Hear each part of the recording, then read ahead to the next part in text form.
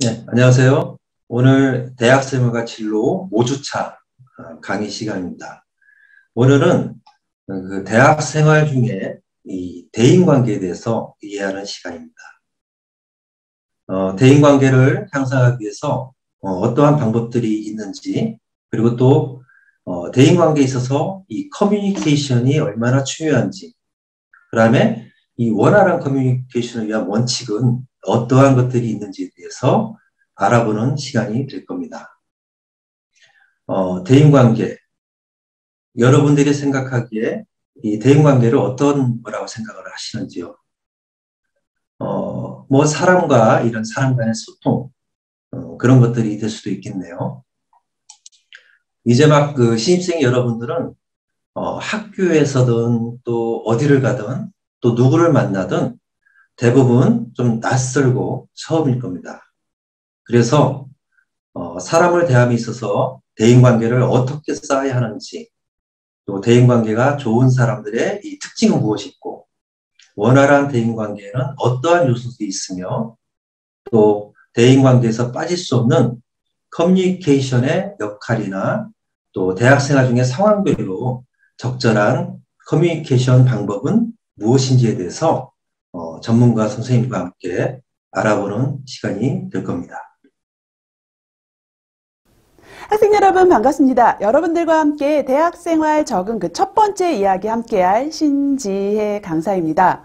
사실은 대학생활 적응이라고 이야기를 하면 우리가 할 것들이 너무너무 많죠. 공부에 대한 부분들에 대해서도 좀 적응이 필요하고 학교 생활 자체에 대한 적응도 좀 필요할 것 같습니다. 그리고 여러 가지들 중에서요. 오늘은 특히 이 부분을 좀 같이 이야기를 해보려고 합니다. 대인관계에 대한 부분들. 사실은 이렇게 이야기를 하면 여러분들도 그렇게 생각하실 거예요. 저는요, 사실 뭐 초등학교, 중학교, 고등학교 지내오면서 대인관계 굉장히 잘해왔어요. 친구들하고도 잘했고요. 선배나 후배들 혹은 선생님하고도 굉장히 관계 잘했는데요. 물론 그러실 거란 생각이 좀 듭니다.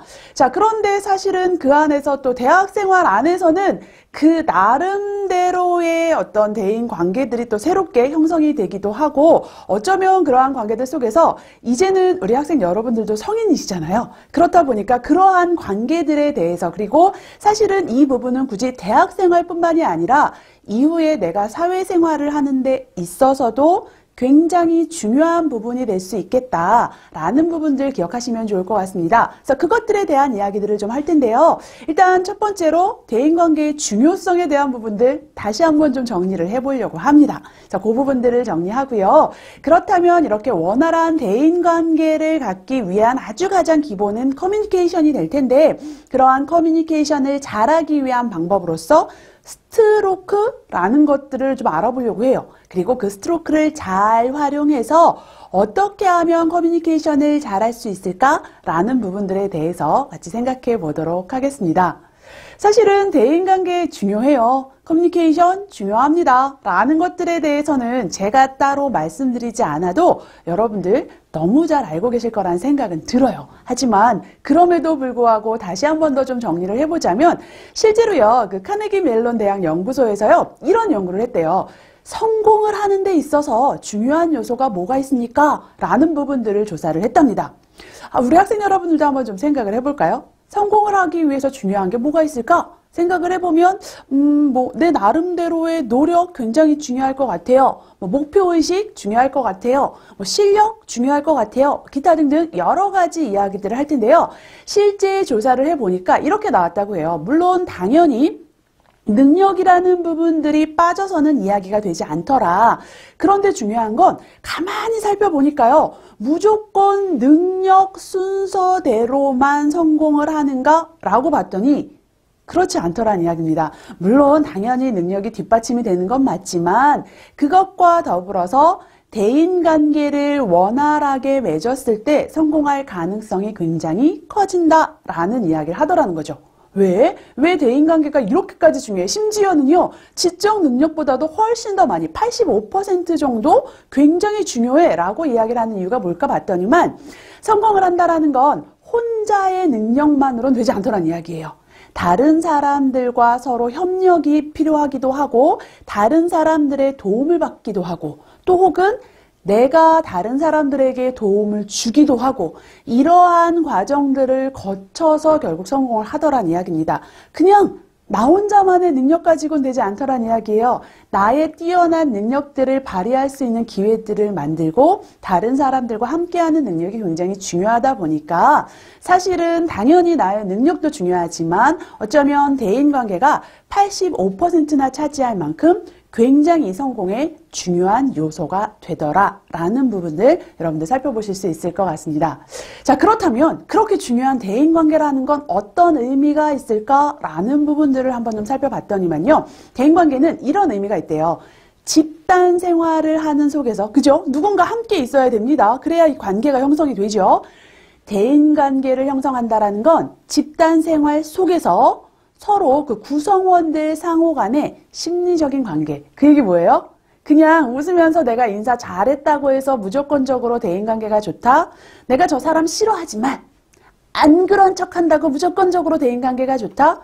그렇지는 않다란 이야기입니다. 그 안에는 심리적인 다양한 요소들이 함께 상호작용하고 그것들이 왔다 갔다 하는 그것들이 쌓이고 쌓여서 관계가 형성이 된다라고 보시면 좋을 것 같습니다. 그래서 대인관계라는 건 단순하게 저 아는 사람 되게 많아요. 저 아는 선배들 많아요. 이게 대인관계가 아니라 그 안에서 심리적인 관계를 어떻게 맺고 있는가라는 측면들도 살펴볼 필요가 있다라고 보시면 좋을 것 같습니다. 자, 그렇다면 제가 여러분들께 또 질문을 한번 좀 드려볼까요? 우리 학생분들 생각하시기에요.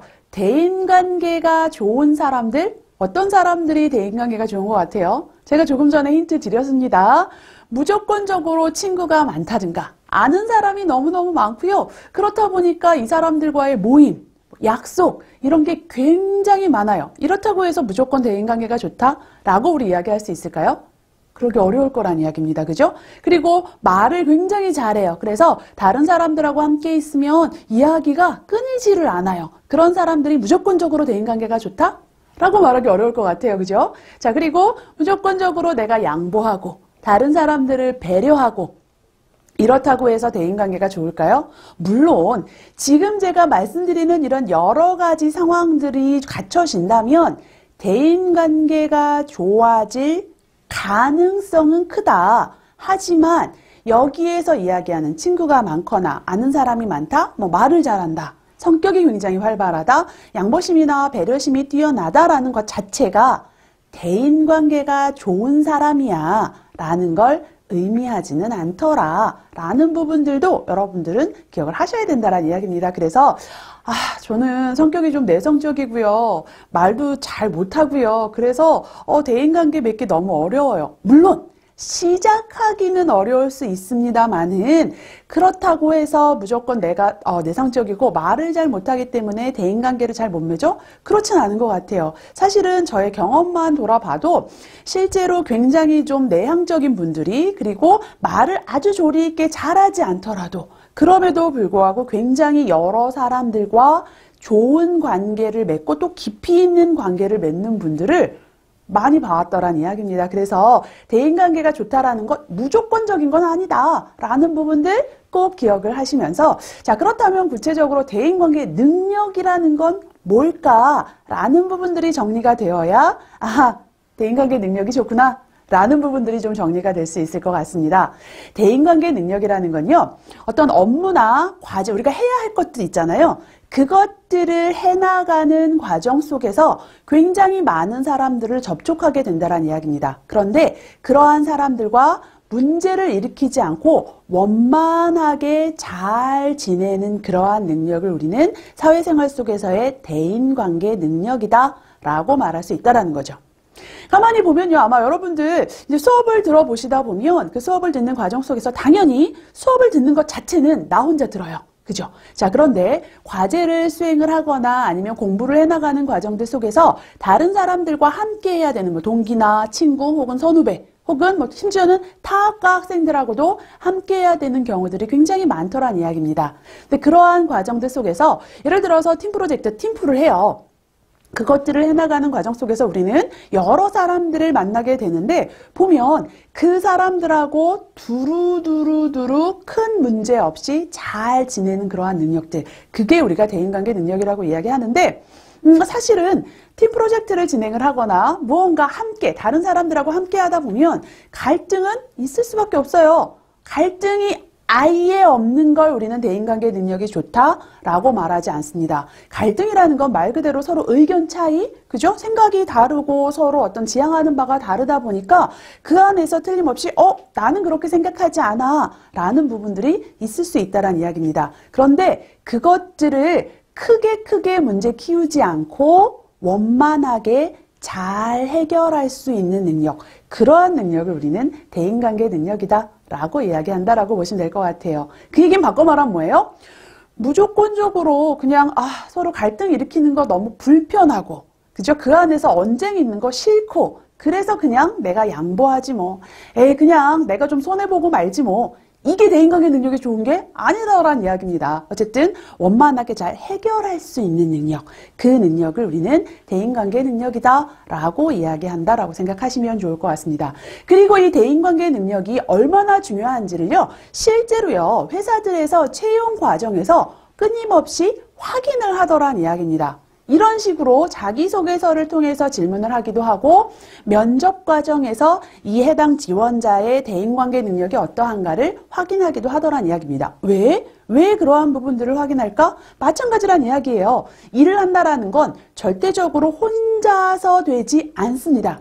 다른 사람들 혹은 다른 부서와 같이 협업하는 과정들이 굉장히 중요한데 그렇게 해나가는 과정들 속에서 모든 사람들이 다 내 마음 같지 않아요. 좀 다른 사람들도 있고, 그죠? 생각이 굉장히 다르거나 그 안에서 서로 입장이 다르다 보니까 좀 부딪히는 면들도 있을 수 있다. 그런데 중요한 건 그것들을 어떻게 잘 해결해 나가는가 하는 부분들이 굉장히 중요하고 실제 업무 상황에서 그것들이 아주 중요하게 활용이 될 거다라는 것들을 회사들은 알고 있더란 이야기입니다. 그렇다 보니까 이런 질문들을 통해서 실제 해당 지원자의 대인관계 능력이 괜찮을까 아닐까라는 부분들을 확인한다는 이야기예요.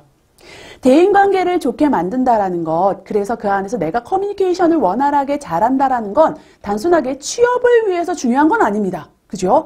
그런데 중요한 건 어쨌든 회사들에서 누군가를 채용할 때 이런 것들을 확인한다는 이야기는 그만큼 일을 해나가는 과정들 속에서 대인관계라든가 커뮤니케이션 능력이 중요하구나 라는 부분들을 꼭 기억을 하셔야 된다는 이야기입니다. 그래서 이러한 중요한 대인관계 능력들이 실제로 앞으로 나아가는 데 있어서도 굉장히 중요하다라고 이야기를 합니다.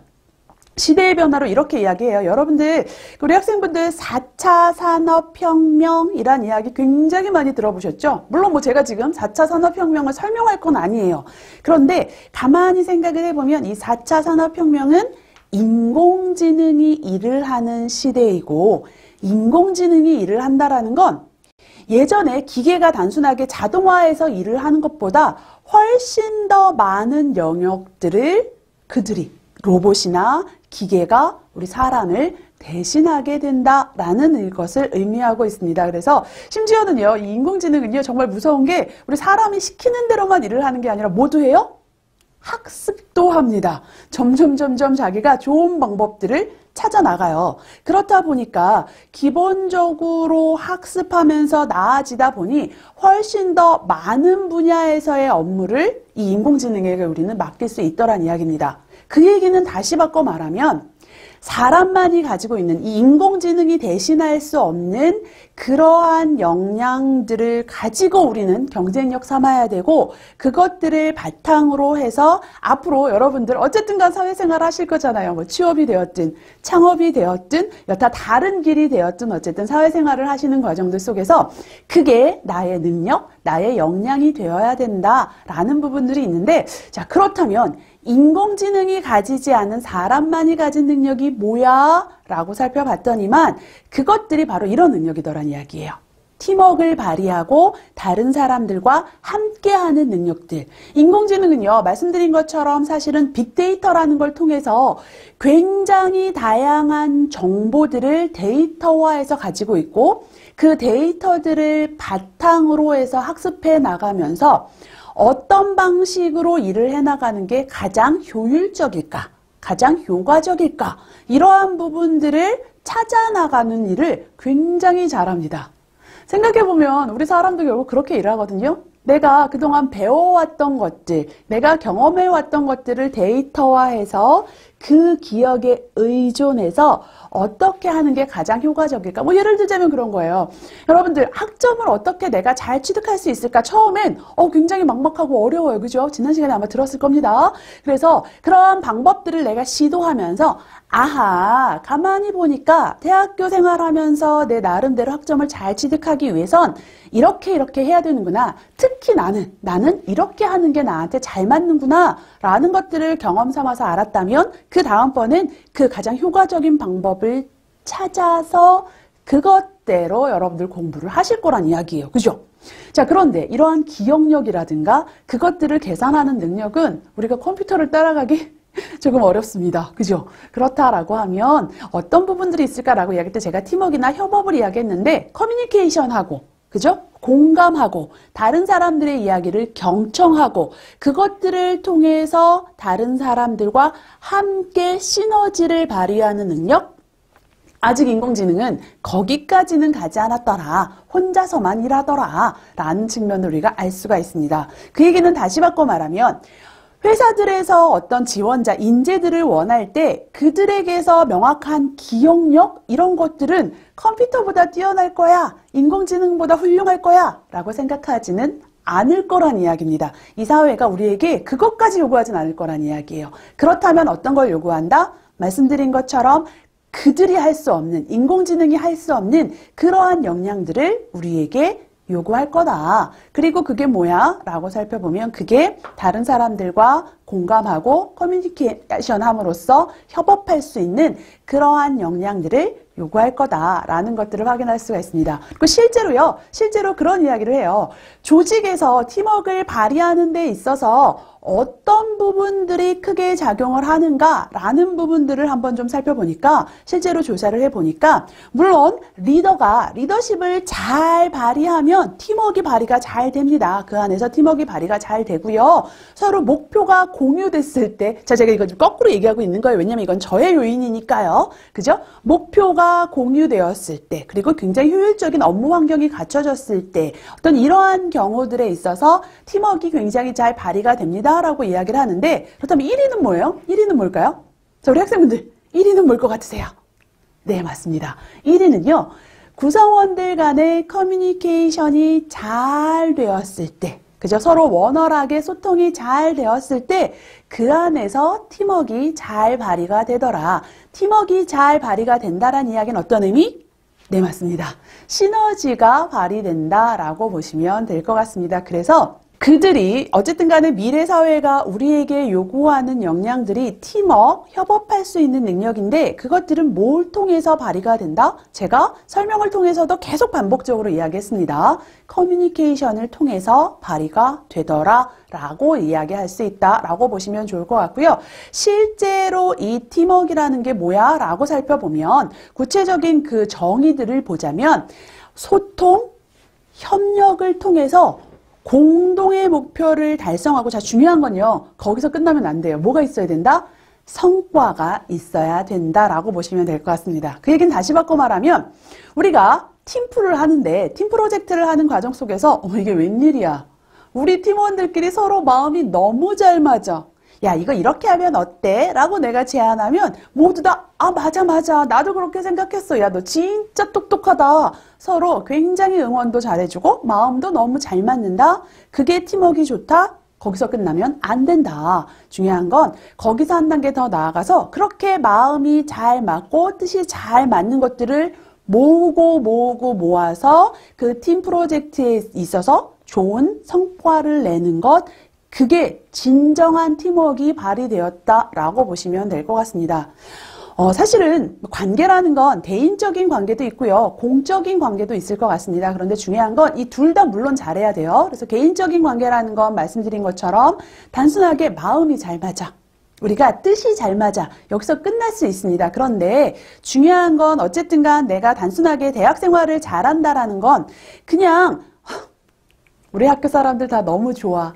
교수님도 좋으시고 만나는 친구들도 너무 좋고 선배님들도 너무너무 좋아해서 끝나는 게 아니라 그 안에서 내가 많은 것들을 배우고 얻어내고 나름대로 대학생활 안에서의 어떤 목표를 달성하는 데 노력을 해야 된다는 이야기입니다.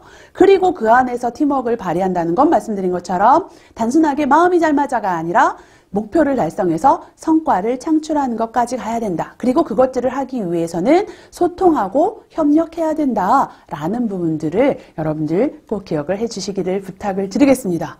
실제로 이 팀워크가 굉장히 중요한 건요. 이렇게 이야기를 해요. 사회 나와서 혼자서 열심히 했을 때 성공할 확률은요. 대략적으로 봤을 때 한 100분의 1, 뭐 10% 정도 된다. 혼자 열심히 일하면. 그죠? 어떻게 보면 이 결과는요. 아까 잠깐 봤던 그 성공의 조건에서 보면 나의 지적인 능력이 한 15% 정도 작용을 한다라고 이야기를 했습니다. 비슷한 것 같아요. 그죠?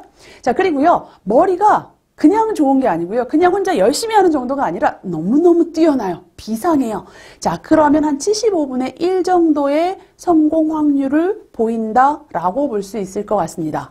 자, 그리고 그 안에서요, 심지어는 무언가 새로운 것들을 내가 창조해낼 수 있고 무언가들을 융합하고 내가 조합할 수 있는 창의력이 굉장히 좋다라고 이야기를 하면 성공 확률이 굉장히 좀 올라가네요. 그죠? 그래서 굉장히 많이 올라갑니다. 그래서 한 25분의 1 정도 된다라고 이야기합니다. 죄송해요. 제가 사회에서 혼자 열심히 할 확률 10%라고 이야기했는데 이거 1%네요. 그죠? 죄송합니다. 제가 계속 이상하다 생각해 오고 있었어요. 1%에서 지금 한 4% 정도로 온 거죠. 그죠? 그 얘기 뭡니까? 성공할 확률이 너무 힘들어요. 너무 어려워요. 라고 이야기할 수 있을 것 같습니다. 자, 그런데 그 안에서요. 파트너십을 갖는다면 나 혼자 하는 게 아니라 누군가 나와 함께 노력할 사람이 있다 라고 이야기를 한다면 성공 확률이 굉장히 많이 올라간다라고 볼 수 있을 것 같습니다. 5분의 2로 올라갑니다. 그죠? 자, 그런데 그 안에서 단순하게 함께할 사람이 있는 게 아니라 그 함께할 사람이랑 굉장히 원활하게 소통이 되고 그 사람과 막 시너지가 나. 여기서 말하는 커뮤니케이션은 단순하게 우리는 대화를 해요가 아니라 그 안에서 시너지를 막 낼 수 있어? 그러면 성공할 확률이 굉장히 많이 올라갑니다. 거의 웬만하면 성공한다 라고 이야기할 수 있을 정도로 아주 이 팀워크가 중요하다라는 측면들을 볼 수가 있습니다. 실제로 그렇다면 이 팀워크를 높이기 위해서는 어떻게 해야 될까라고 살펴봤더니만 이렇게 해야 된대요. 사실 가만히 살펴보면요. 내 주변에 있는 내 친구들 물론 나랑 잘 맞기도 하지만 그 잘 맞는 게 100% 딱딱 맞아요? 그렇지는 않더란 이야기입니다. 심지어는 나와 함께 사는 나를 낳아주신 부모님하고도요. 100% 맞지 않아요. 나랑 그렇게까지 잘 맞는 사람? 없습니다. 그죠? 아무리 영혼의 단짝이야 라고 이야기를 하더라도 무언가 다른 부분들, 다르게 생각하는 부분들은 있더란 이야기죠. 그렇기 때문에 유대감을 구축하는 과정 속에서 좀 의식적으로 내가 노력할 필요가 있는 겁니다. 그죠? 의식적으로 무언가 우리가 함께하고 있어 라는 생각을 할 필요가 있고 그 안에서 의식적으로 들을 준비를 해라는 이야기예요. 왜? 내가 의식하지 않으면 자꾸 내 말만 하게 되는 거죠. 내 주장만 하게 되고요. 아니, 그게 아니라, 그죠? 내 이야기만 자꾸 하게 되더란 이야기입니다. 그래서 의식적으로 들을 준비를 하고 가능성에 대해서 귀 기울일 필요. 그러니까 나랑은 생각이 다르지만 그렇게 생각할 수도 있고 그렇게 했을 때 잘 될 수도 있겠네 라는 부분들 좀 살펴보고요. 기왕이면 내가 말을 할 때에도요. 내가 하고 싶은 방식이 아니라 상대방이 관심을 가질 수 있는 방식으로 이야기하는 것들. 그리고 더 굉장히 중요한 것, 이러한 모든 대화의 과정 속에서 어쨌든 우리는 사람이니까요. 감정이 작용을 합니다. 그렇다 보니까 내 의도가 그렇지 않더라도 혹시 상대방이 어떤 감정이 섞여서 다르게 생각하거나 혹은 그 감정으로 증폭되어서 생각하거나 할 가능성이 있다. 그래서 이 감정도 굉장히 중요할 수 있다. 그러다 보니까 사실은 말하는 방식이나 이런 부분들 중요하죠. 예를 들어서 친구가 나 이거 좀 도와줘라고 이야기했을 때 나 진짜 바빠서 못 도와줘요. 마음은 그렇지 않지만 못 도와줍니다. 그럴 때 나 안 되는데? 그죠? 라고 이야기하는 것과 어떡하지? 나 지금은 좀 어려울 것 같아. 이야기하는 거 굉장히 다릅니다. 둘 다 똑같이 거절하는 거예요. 거절하는 거긴 하지만 상대방이 느껴지는 감정은 굉장히 다를 수 있다라는 측면들도 함께 기억하시면 좋을 것 같습니다. 그래서 이러한 것들을 우리가 생각하시면서 팀워크를 높이기 위해서 노력을 해야 되는데 그렇다면 이 커뮤니케이션, 팀워크를 높이기 위해서 잘 커뮤니케이션하는, 잘 대화하는 방법이 뭘까라고 생각해보면 가장 기본은요. 상대방을 존중하는 마음을 갖는 거다라는 부분들을 여러분들 꼭 기억하시기를 부탁을 드리겠습니다. 상대방을 존중하는 마음을 일단 가져야 되죠. 기본적으로 생각해 보면요. 우리가 이제 그런 경우 있어요. 왜, 뭐 예를 들어서 내가 물건을 사거나 아니면 음식점에 가서 무언가 불만을 제기할 때 가만히 생각해 보면 시작은 당연히 그들의 실수이거나 그저 뭔가 부당한 대우 뭐 이런 경우가 굉장히 많은데 그러한 상황들 속에서도 상대방이 정중하게 사과하고 그죠? 나를 존중해서 아 불편했겠다 정말로 미안하다라고 이야기를 하면 뭐 물론 뭐 마음이 그렇지는 않지만 그럼에도 불구하고 이해하고 넘어갑니다. 자 그런데 상대방이 사과하지 않아요. 나한테 미안해하지 않아요. 나를 무시하는 것 같아요. 이러면 어때요? 점점 화가 올라가서요. 나중에는 초반에 그 불만을 가졌던 그 내용이 아니라 상대방의 태도에 우리가 화를 내게 되는 경우들이 굉장히 많더란 이야기입니다. 그리고 분명히 오해는 그 안에서 발생을 하더란 이야기인 거죠. 그렇다 보니까 일단 가장 기본은 상대방을 존중하는 마음을 갖는 것. 그런데 중요한 건 뭐예요? 마음만 가져서는 안 되더라 라는 부분들 우리 학생분들 잘 알고 계시죠? 그 마음을 표현해야 된다라는 부분들도 아실 겁니다. 자 그렇다면 이 존중하는 마음을 어떻게 표현해요? 나는 너를 존중한다. 자 이렇게 이야기하고 시작하나요? 그러기도 굉장히 어렵더란 이야기입니다. 자 그렇다면 우리가 어떤 하나의 도구를 활용해서 이 존중하는 마음을 표현해보면 어떨까라는 것들을 저는 좀 제안 드리고 싶습니다. 그리고 그게 뭐야? 라고 이야기했을 저는 이 스트로크를 말씀드리고 싶어요. 자, 우리 학생분들 혹시 스트로크라는 말 들어보셨습니까?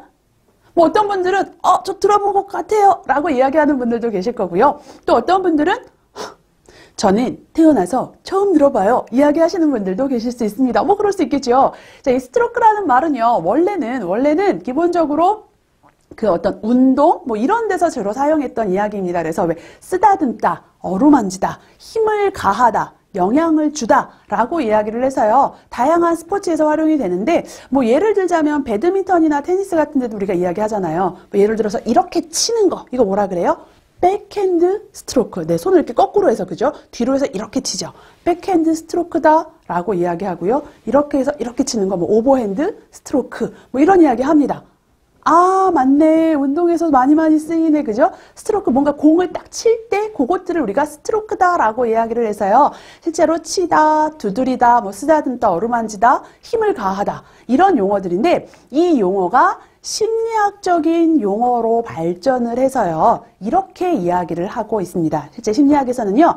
관계에 있어서 서로 자극을 주고 그 자극에 대해서 반응하는 데 사용되는 모든 수단들을 다 스트로크다라고 이야기를 합니다. 예를 들어서요. 제가 이제 학교에 갑니다. 가서 우리 학생 여러분들을 만났어요. 자, 만나서 눈이 딱 마주쳤어요. 마주치니까 어떻게 해요?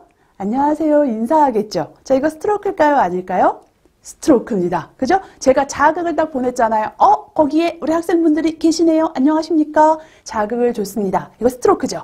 자, 제가 안녕하세요. 인사했는데 어떤 학생분들 같은 경우는 예, 안녕하세요. 같이 인사하는 친구들 있겠죠? 자, 이거 스트로크일까요? 아닐까요?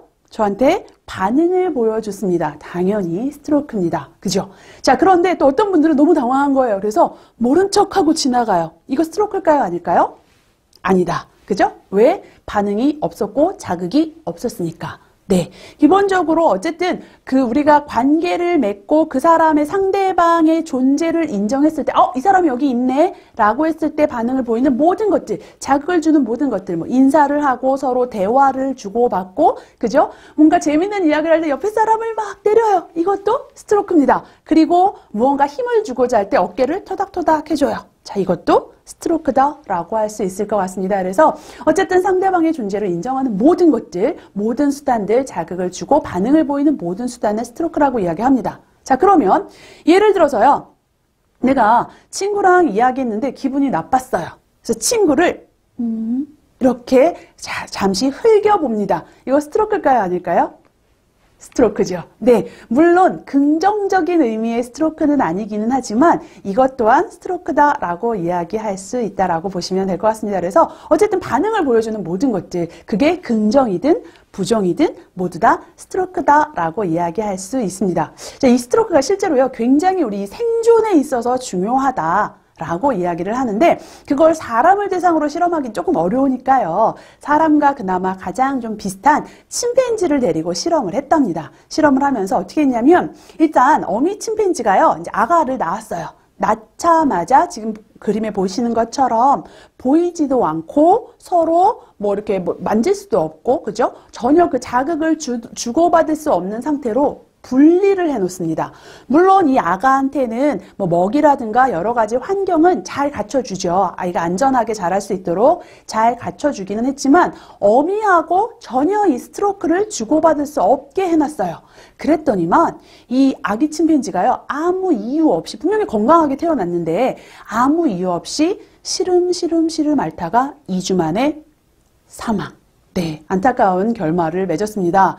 자, 그런데 이 잔인한 실험자들은 또다시 실험을 합니다. 자, 그렇다면 이번에는 방법을 바꾸어서 어미 침팬지가 아기 침팬지를 낳자마자 똑같이 분리를 합니다. 분리를 하는데 이번에는 전혀 볼 수 없게 놓는 것이 아니라 유리벽을 통해서 뭐 만지거나 서로 뭐 소리를 주고받을 수는 없지만 이렇게 볼 수 있게 해준 거예요. 아기 침팬지를 어미 침팬지가 이렇게 볼 수 있게 해줬습니다. 그랬더니 이 아기 침팬지가 그래도 이제 살아요. 사는데 안타깝게도 2달 만에 사망. 네, 사망을 합니다. 이번에 또 방법을 바꿉니다. 이번에는 여전히 보이지 않는 벽으로 막아놓기는 했는데 거기에다 아주 작은 구멍을 뚫어 놓은 거예요. 구멍을 뚫어 놓고 어미 침팬지가 이렇게 손을 넣어서 아기 침팬지를 만질 수 있게 해줬어요. 네, 그래서 볼 수는 없지만 어미 침팬지의 이 굉장히 강한 스트로크죠. 사실 이 스킨십이 있다는 건 굉장히 강한 스트로크입니다. 그렇게 만질 수 있게 해줬더니만 이 아기 침팬지가요. 네, 6개월 이상을 잘 살았다고 해요. 다만 그냥 평범한 다른 아기 침팬지들하고는 달리 조금 몸이 약하고 면역력이 약간 약하게 네, 그렇게 살기는 했지만 어쨌든간 앞에 두 침팬지보다는 굉장히 오랜 시간 살아남을 수 있었다라는 것들을 볼 수 있습니다. 자, 이걸 통해서요, 이제 이 심리학자들은 어떤 결론을 내리냐면, 가만히 보니까 어쨌든 뭐 아기 침팬지가 되었든 사람이 되었든 우리가 살아가는 데 있어서 뭐 예를 들어서 뭐 식사를 한다든가 적절한 온도라든가 환경이 갖춰지는 것, 물론 당연히 너무 중요합니다.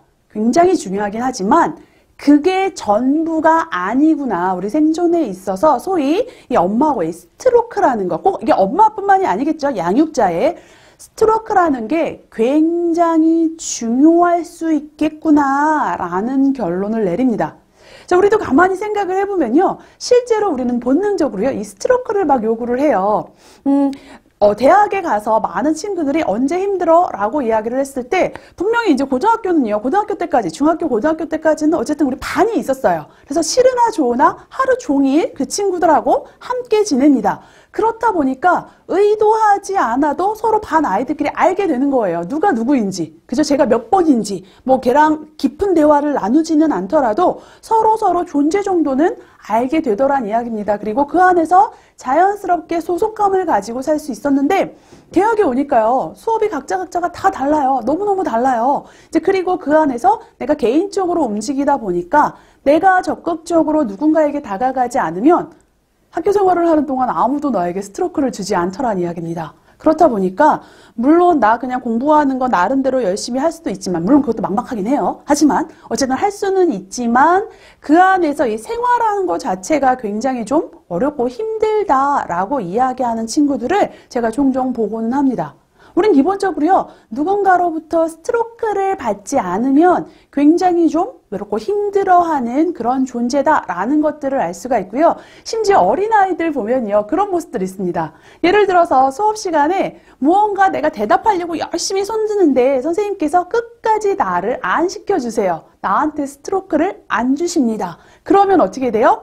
그때부터는 수업 안 듣고요. 일부러 뭐 예를 들어서 연필을 따닥따닥 굴린다든가, 그죠? 의자를 왔다 갔다 따닥따닥 내 소리를 내서 선생님께서 누구야? 조용히 해. 뭐 이런 말을 듣기를 원합니다. 이거 뭐예요?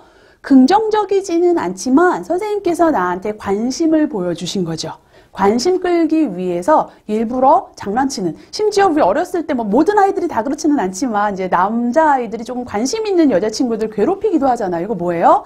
내가 이 좋다는 표현 잘 못하니까 어쨌든가 상대방의 관심 끌기 위해서 일부러 좀 짓궂은 장난을 치기도 하는 경우들 종종 있더란 이야기입니다. 이거 뭐예요? 스트로크를 원합니다. 상대방의 관심을 우리는 끊임없이 원한다라고 볼 수 있을 것 같습니다. 그리고 이게 어떻게 보면 넓은 의미에서의 커뮤니케이션이 될 수 있다라고 보시면 될 것 같습니다. 그래서 커뮤니케이션이라는 건 단순하게 우리가 말을 잘하고, 아까 또 시작할 때로 돌아가죠? 말을 잘하고 표현을 잘하는 데서 끝나는 것이 아니라 말씀드린 것처럼 눈빛 하나로도 우리가 어떤 표정, 제스처라든가 뭐 이런 것들을 통해서도 충분히 커뮤니케이션이 될 수 있다라는 측면들을 좀 이해하시면 좋을 것 같습니다.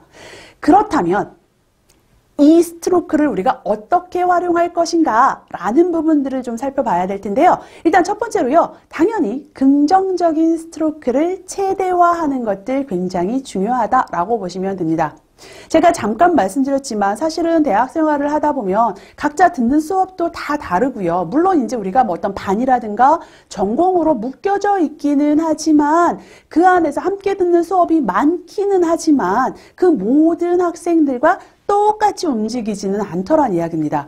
그렇다 보니까 그 안에서 내가 의식적으로, 의도적으로 노력하지 않으면 어떤 관계를 맺는 것들이 쉽지 않아지는 경우들이 있더라. 그렇다면 어떻게 해야 된다?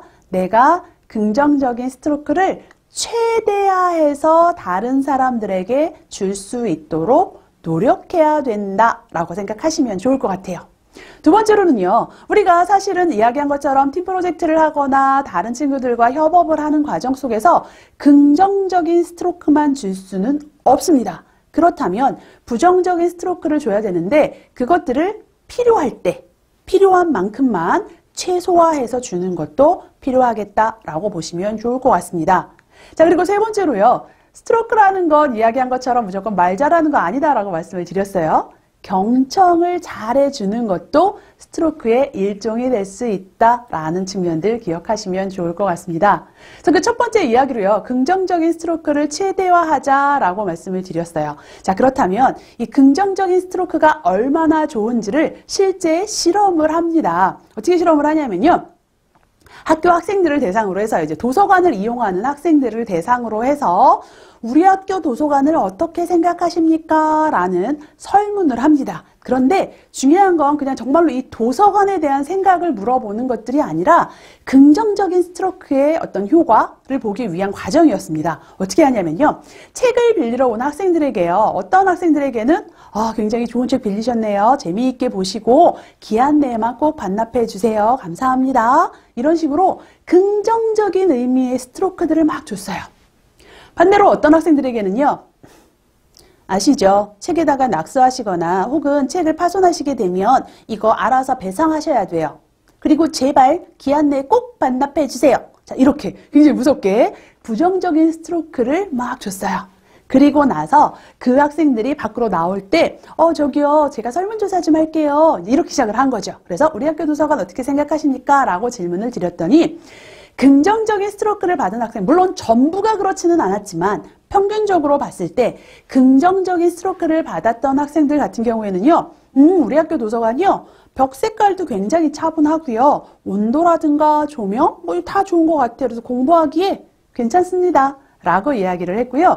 반대로 부정적인 스트로크를 받은 학생들은요, 벽이 좀 칙칙하고요, 조명이 좀 어두워요. 그리고 에어컨도 잘 안 되는 것 같아요. 그래서 공부에 집중하는 거 좀 어려운 것 같습니다라고 좀 부정적인 평가를 하는 학생들이 많더라라는 것들을 확인할 수 있었습니다. 자, 이 이야기는 뭔가요?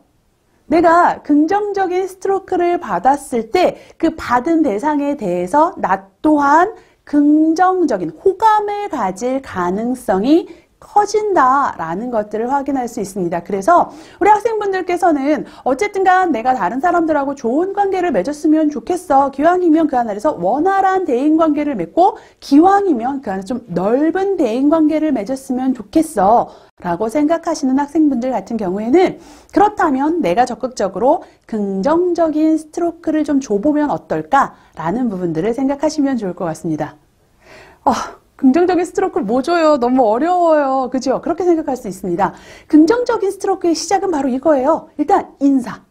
인사를 적극적으로 하는 것만으로도 충분히 상대방은 나에 대해서 긍정적인 감정, 호감을 가질 가능성이 크다라고 보시면 좋을 것 같습니다. 그래서 그래도 그나마 이 인사 정도 하실 수 있잖아요. 그리고 인사를 통해서 우리가 이렇게 대화의 시작이 되었다면 그 안에서 상대방에 대한 긍정적인 느낌들을 좀 정확하게 전달하는 것 굉장히 중요할 수 있다라고 보시면 좋을 것 같습니다. 아까 보셨잖아요. 긍정적인 이야기를 들으면 상대방에 대해서 나 또한 긍정적인 평가를 하게 될 가능성이 크다라고 보시면 좋을 것 같습니다. 그래서 시작은 인사입니다. 인사 정도는 우리 학생분들 충분히 하실 수 있을 거라는 생각이 듭니다. 적극적으로 인사하시고요. 그걸 통해서 대화가 연결되었을 때 좋은 이야기들, 기왕이면 시작은 좋은 이야기. 말씀드렸어요. 물론 긍정적인 게 전부는 아니지만 시작은 좋은 이야기로 하시는 것 추천을 드린다라고 말씀을 드리고 싶습니다. 자, 긍정적인 스트로크 연습은요. 이렇게 한번 해보시는 거예요. 한번 지금 물론 우리 학생분들 다 가지고 계시지 않잖아요. 그렇다 보니까 나의 동기들, 그동안 내가 만났던 친구들, 내가 아는 친구들 혹은 선배들도 좋습니다. 그들을 떠올리면서 그들의 좋은 면들, 좋은 면이 뭐가 있지? 라는 것들을 한 가지씩 한번 찾아보시는 거예요. 사실은 우리가요, 이 칭찬도 습관이 되지 않으면 굉장히 어렵습니다. 상대방이 잘하는 거 알아요. 좋은 거 알아요. 알지만 그것들을 소리내서 표현하는 건 참 쉽지가 않습니다. 그래서 일단은 한번 좀 찾아보시는 거예요. 찾아보시고 그것들을 그렇다고 만나자마자 너는 굉장히 성실한 것 같아. 이거 어색하죠? 그렇게 이야기하시라는 게 아니라 기회가 되었을 때 그것들을 좀 적극적으로 표현하라 라고 말씀을 드리고 싶습니다. 뭐 예를 들자면 이렇게 긍정적인 표현들이 많아요. 우리가 정말 뭐 성실하다, 예쁘다, 뭐 양보심이 뛰어나다 요 정도만 생각하는 경우들이 굉장히 많은데 한번 쭉 살펴보시면 제가 예시로 보여드리는 거예요. 왜냐하면 긍정적인 면을 한번 떠올려 볼까요? 동기들의 좋은 면 한번 생각해 볼까요? 이렇게 말씀을 드리면 다들 너무 어려워하세요. 굉장히 어려워하시다 보니까 실제 이런 예시들을 보시면서라도 가만히 보니까 내 친구 A 같은 경우에는 좀 믿을 만한 친구인 것 같아. 내 친구 B는 아직까지 사실은 되게 친하지 않아서 잘은 모르지만 그 친구 같은 경우 좀 약간 적극적인 측면이 좀 있는 것 같아. 뭐 이런 식으로, 그죠? 뭐 물론 우리가 그 친구에 대해서 아직까지는 서로 같이 지낸 시간이 길지 않다 보니까 잘 몰라요. 하지만 그럼에도 불구하고 틀림없이 여러분들이 발견하실 수 있는, 우리 학생분들이 발견하실 수 있는 내 동기들의 괜찮은 점들이 있을 거라는 생각이 좀 듭니다. 그러한 부분들을 한번 정리해 놓으셨다가 중요한 건 그것들을 기억했다가 반드시 기회가 됐을 때 어떻게 한다? 적극적으로 표현한다 라고 생각하시면 좋을 것 같습니다. 그래서 의도한 거 너무 어색해요. 그죠? 자, 그런데 중요한 건 뭐냐면요. 제가 실제로 대면으로 우리 학생들분들 만나서 한번 우리 직접 한번 칭찬해볼까요? 라고 이야기하면 굉장히 어색해요. 어색하고 힘들지만 그럼에도 불구하고 이게 아주 형식적인 칭찬이야 라는 거 알매도 불구하고 기분은 좋아지더란 이야기입니다. 그래서 여러분들도 한번 생각해 놓으셨다가 기회가 되었을 때 적극적으로 야, 너 진짜 되게 착한 것 같아. 이렇게 표현하셔도 돼요. 야, 너 되게 뭔가 잘하는 것 같아. 라고 이야기할 수 있겠죠. 그래서 한번 준비를 해보자는 이야기예요. 준비를 해 놓으실 것들 추천을 드리고요. 그것들이 평상시에 습관이 되면 나도 모르게 내가 만나는 사람들의 장점들이 보여지더란 이야기입니다. 그리고 그 장점들을 봤을 때 그것들을 내가 직접 말로 표현하지 않아도 태도에서 표현이 될 수 있다라는 부분들도 감안하시면 좋을 것 같습니다. 자, 그래서 긍정적인 것, 인사에서 시작해서 어쨌든 상대방의 좋은 점들, 괜찮은 점들을 찾아 나가는 과정으로 우리가 긍정적인 스트로크를 줄 수 있다라고 이야기를 한다면 말씀드린 것처럼 사실은 이게 전부는 아닙니다. 부정적인 스트로크 줄 수밖에 없다라고 보시면 좋은데, 자, 이 부정적인 스트로크도요. 뭐 예를 들어서 팀플을 하는데 친구가 맨날 늦어요. 야, 너 왜 이렇게 늦냐? 라고 이야기를 하면 벌써 어때요? 이거 상대방을 탓하고 공격하는 게 됩니다. 그런데 우리 사람은요, 본능적으로 내가 공격을 받는다라는 생각이 들면 내가 잘못한 거 알아도 자꾸 어떻게 돼요? 방어하고 싶어집니다. 일단 그 공격을 막아낸 후에 사과는 그 다음에 이렇게 생각하게 될 가능성이 굉장히 큽니다. 그래서 이 부정적인 스트로크 같은 경우에는 공격받는 느낌이 들지 않도록 하는 게 아주 중요할 수 있다라고 생각하시면 될 것 같습니다. 예를 들자면 이런 거예요. 어떤 부부가 있는데요. 부인이 남편한테 간만에 설거지를 시켰대요. 굉장히 착한 부인이에요. 그죠? 간만에 설거지를 시켰더니만 이 남편이 투덜투덜대면서 설거지를 하더니 어떻게 됐어요? 네, 결국 그릇을 깨고 맙니다. 자, 그런데 그런 상황 속에서요. 야, 그런 식으로 할 거면 그만둬! 이러면 말씀드렸죠. 자, 그렇게 이야기하면 남편은 뭐라고 반응해요? 그럴 수도 있지. 실수잖아. 뭐 그렇게 화를 내. 다시는 안 해. 그렇게 잘하는 네가 해. 이렇게 반응할 수 있습니다. 그죠? 자, 그런데 그런 상황들 속에서도 중요한 건 상대방을 공격하는 게 아니라 내 감정을 이야기하는 거예요. 이거 내가 되게 아끼는 그릇인데 이렇게 이야기하면 어떻게 돼요? 아, 미안. 그죠? 일단 나 또한 공격을 받지 않았기 때문에 거기에 대해서 공격으로 맞받아칠 이유가 없어진다는 이야기입니다. 그렇다 보니까 아, 미안. 내 사과가 나갈 수 있더라 라고 보시면 좋을 것 같습니다. 그래서 어쨌든 부정적인 스트로크를 주는 과정 속에서는요, 상대방을 중심으로 이야기하는 것보다는 나를 중심으로 이야기하는 게 좋다라고 보시면 좋을 것 같습니다. 아까 말씀드린 것처럼 왜 이렇게 늦어? 라고 이야기하는 것, 상대방한테 너 왜 이렇게 늦어? 라고 이야기를 했죠. 자, 그런데 그런 상황 내에서도 나를 중심으로 이야기하는 거예요. 야, 네가 시간 맞춰 오면 스터디가 제 시간에 끝낼 수 있을 것 같아서 내가 좋을 것 같아 라고 이야기하는 거죠. 좀 일찍 와주면 좋겠어 라고 이야기를 하는 거죠. 누가 좋아? 내가 좋겠다. 지금 내 감정이 네가 일찍 왔으면 좋겠어 라는 것들을 표현해 준다라는 이야기입니다. 그래서 시간 맞춰 와주면 스터디가 제 시간에 끝날 수 있어서 되게 좋을 것 같아 라고 길게 이야기하는 것도 방법이고요. 선생님, 친구들끼리 이렇게 길게 얘기하는 거 서로 너무 쑥스럽고 민망해요. 네, 그렇다라고 한다면 이걸 그냥 좀 일찍 와주면 좋겠다요 라고 이야기한다면 너 왜 이렇게 늦어? 라고 이야기하는 것보다 상대방이 훨씬 더 부드럽게 받아들일 수 있겠다라는 측면들 이해하시면 좋을 것 같습니다. 그래서 좀 더 부드러운 표현들이 필요하겠다라고 생각을 하시면서 중요한 건 어떻게 보면 가장 좋은 스트로크 중에 하나는 상대방의 이야기를 경청해 주는 거다라고 생각하시면 좋을 것 같습니다. 잘 들어주면요. 왠지 상대방이 내 편인 것 같아요. 그죠? 굉장히 나에 대해서 잘 이해해 주는 것 같아요. 그리고 그런 사람에게 당연히 우리는 긍정적인 감정을 가질 수밖에 없더라 라고 생각할 수 있을 것 같습니다. 실제로 보면요. 그렇게 이야기를 해요. 그 효율적인 커뮤니케이션은 내가 말을 하는 것보다 듣는 것들을 좀 더 많이 했을 때 이게 실제로요. 이제 심리학으로 조사를 해봤다고 해요. 조사를 해봤더니만 가장 상대방이 내 이야기에 대해서 우리가 이야기를 잘 통했어 라고 이야기하는 게요. 듣기와 말하기의 비중이 듣기가 4. 말하기가 1일 때, 왠지 이 사람하고 나 대화 되게 잘 통해. 라고 생각한다. 라고 하더라는 거죠. 그리고 그게 효율적인 커뮤니케이션이 된다. 왜? 우리가 뜻이 잘 맞아, 생각이 잘 맞아 라고 생각할 수 있으니까요. 그리고 또 생각해보면 실제로 내가 많이 들었을 때 상대방의 의도나 상대방의 감정, 상대방이 원하는 것들이 무엇인지를 빠르게 알아챌 수가 있습니다. 그래서 실제로도 잘 통한다는 느낌을 주기 위해서는요. 많이 들어주는 것 필요하겠다라고 보시면 좋을 것 같습니다. 자, 그런데 이렇게 경청을 하는 것도요. 그냥 가만히 듣고 있는 것, 그걸 우리는 경청했다라고 말하기 좀 어려울 것 같아요. 그죠? 경청한다는 건요. BMW 기법을 사용하자라고 말할 수 있을 것 같습니다. BMW가 뭐야? 라고 보면 첫 번째 B는요, 바디랭귀지. 그래서 자세라든가 나의 동작이라든가 표정이라든가 이러한 여러 가지들을 통해서 비언어적인 요소들을 통해서 내가 상대방의 이야기에 집중하고 있다라고 보여주는 것. 일단은 상대방을 열심히 바라봐주고 고개 끄덕끄덕 해주고, 그죠?